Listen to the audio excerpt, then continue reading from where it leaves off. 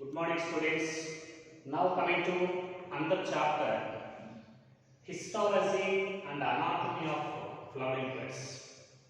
This is the 12th chapter in first year syllabus. Histology and anatomy of flowering plants. First coming to tissues. First one, tissues. Students, every organism, including plants and animals, every organism body is made up of some amount of cells. Plant body is made up of cells. At the same time, animal body is also made up of cells. Now, in this way, cells are the basic units of living organisms. According to cell theory, they are the basic units. And the cell is the structural and functional unit of living organisms, according to cell lineage theory proposed by Schleiden and Schwann. At the same time, a group of cells which are represented by the same origin and performing the same function, that is called a tissue. This is called tissue.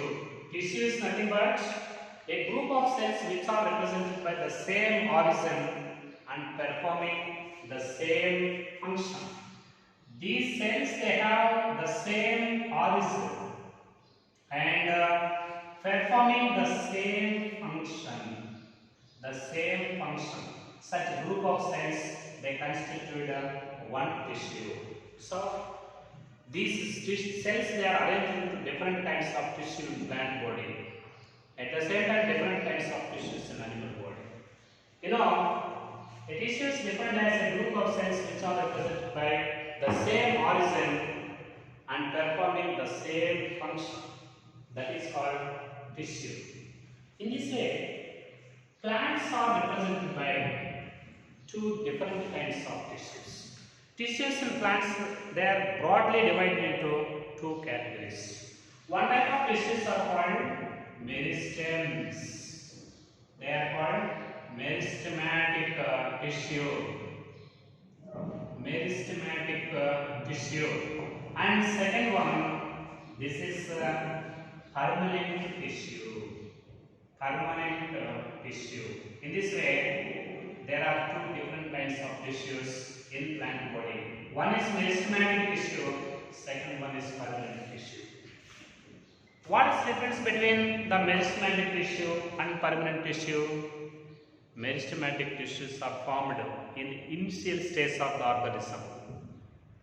Meristematic tissue, it is formed in the embryonic stage and they show continuous multiplication throughout the life cycle in plants. Such tissue is called meristematic tissue.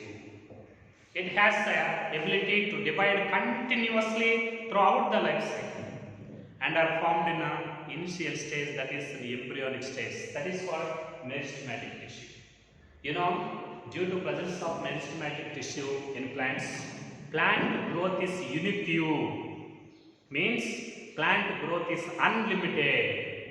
Continuous growth takes place in plants, which is due to presence of meristematic tissue. Means these are formed in embryonic stages and show continuous division. Okay, that is meristematic tissue. But what about permanent tissue? Permanent tissue, it is formed from meristems. It is formed from meristems. Initially, it is formed from meristems, and it is have no ability to divide. Very, very important. It has lost the capacity to divide. Initially, it is formed from meristems, but later it is lost the capacity to divide. And it undergoes some permanent structural and functional changes leading to the formation of permanent tissue. Main difference between these two. It is formed in embryonic stage. It is formed latter stages, that is from meristance. It has the ability to continuously divide. It has lost the ability to divide. Okay?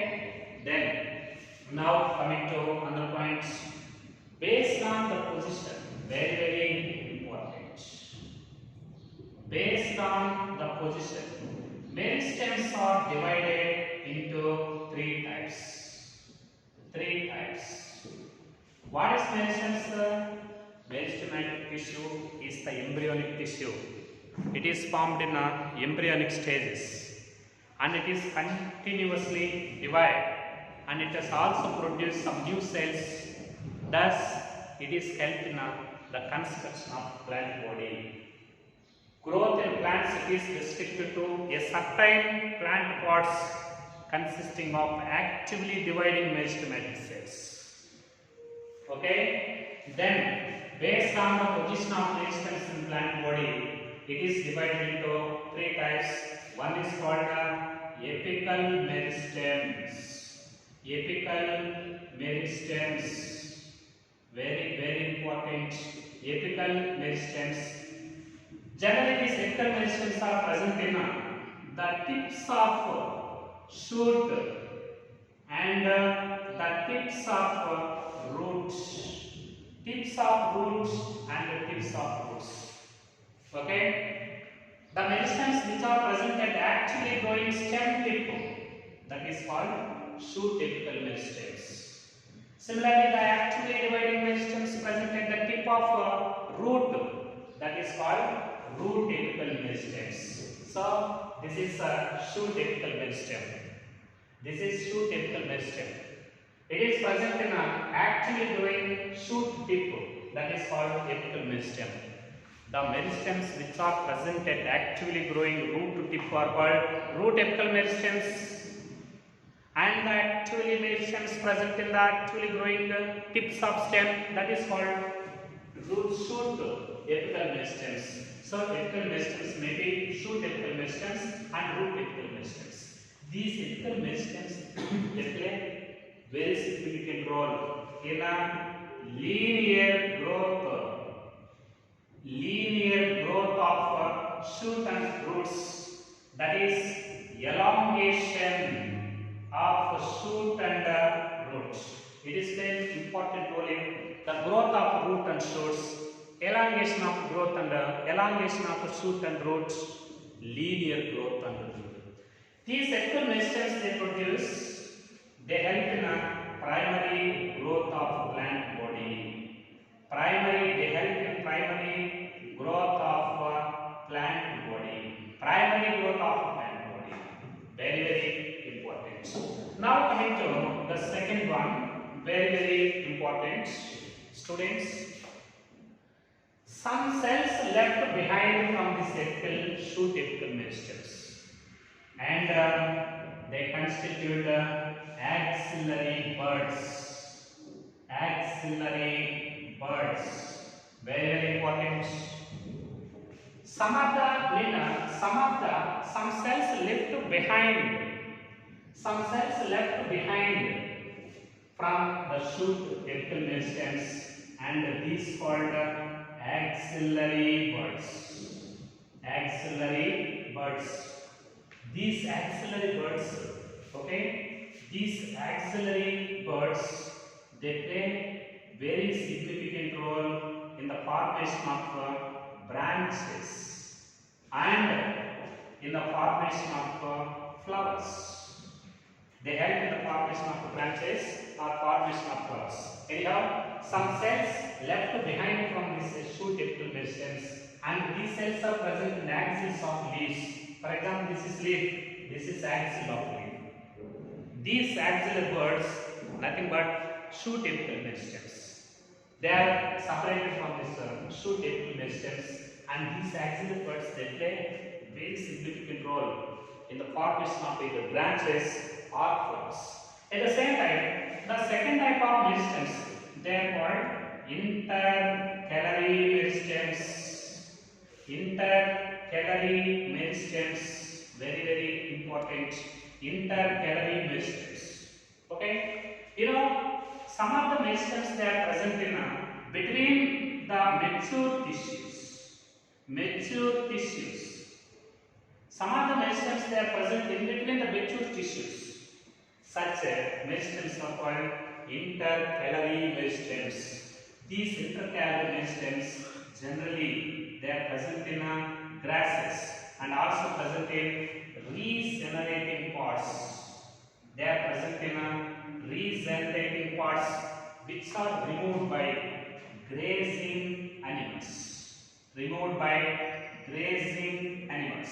So, the meristems which are present in between the mature tissues and which play a very significant role in the elongation of internodes in case of grasses and also which help in the regeneration of plant parts which are removed by grazing animals. Such type of meristems are called intercalary meristems. So, very important here. Some of the parts may be eaten by herbivorous animals.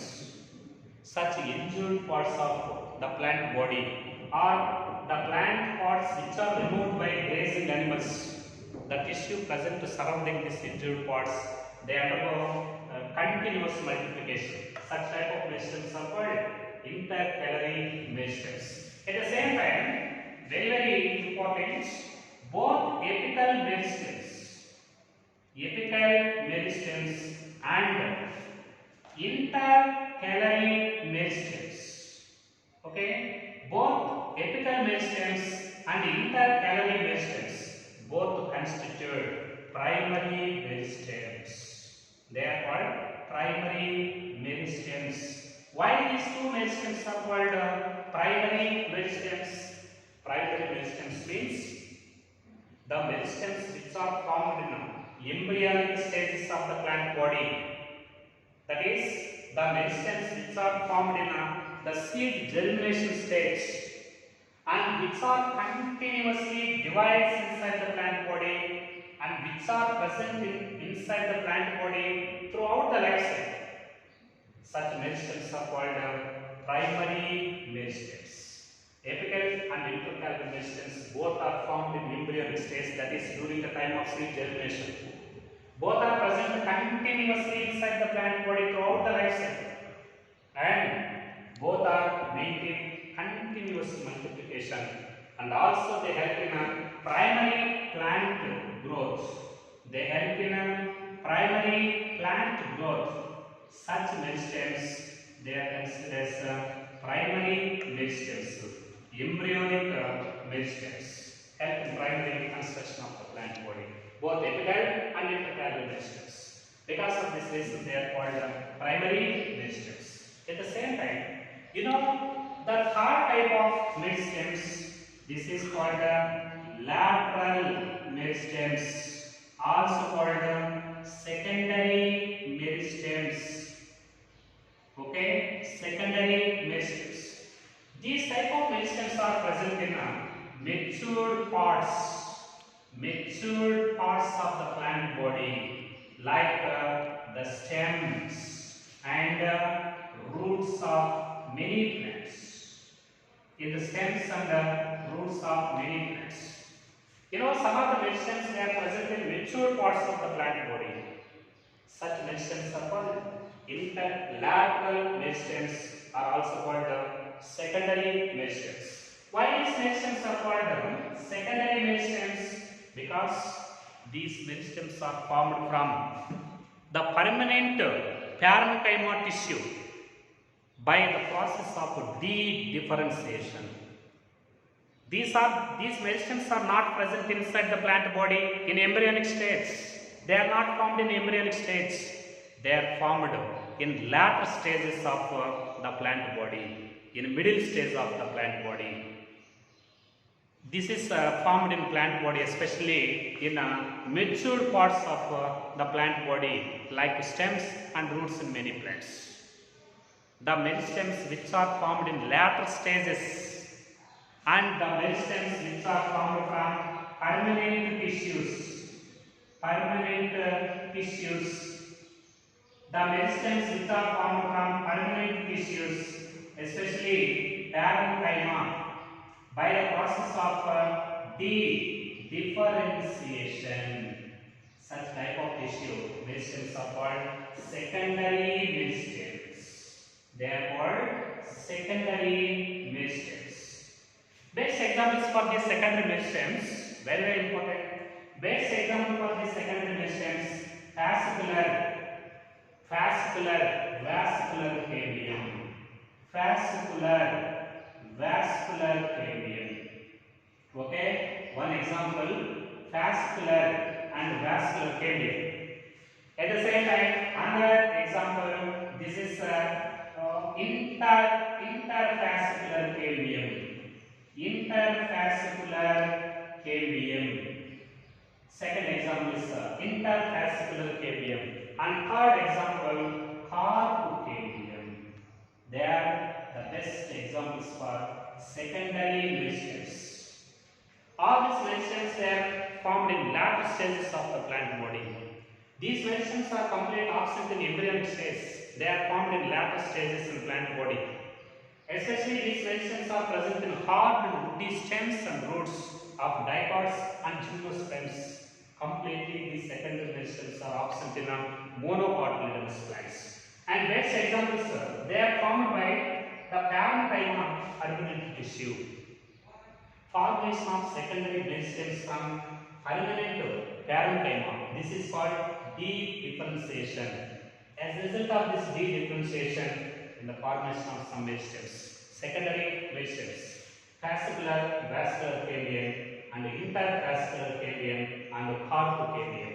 Generally, these meristems, they play very significant role in secondary growth. What is secondary growth?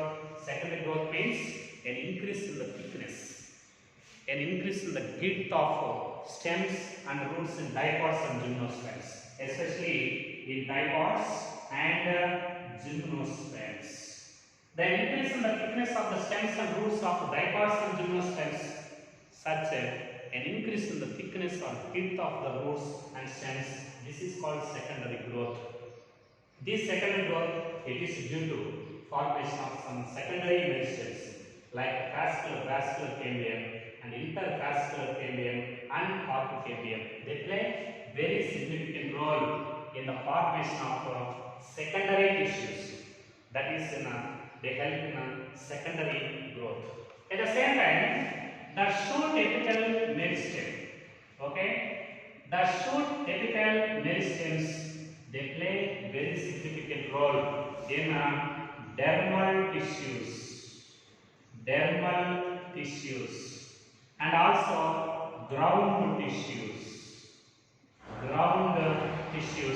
and also play very significant role in vascular tissues. What are vascular tissues? Both xylem and phloem, they constitute vascular tissues. Can you have the primary meristems like shoot apical meristems, which are present at the apex of the shoot. These meristems, shoot apical meristems, they form the dermal tissues. Dermal tissues means epidermal tissues, and ground tissues. Ground tissues means parenchyma and parenchyma, and also contain vascular tissues like xylem and phloem. That is the importance of the shoot apical meristems. So, total tissues in plant body broadly divided into meristems and permanent tissue.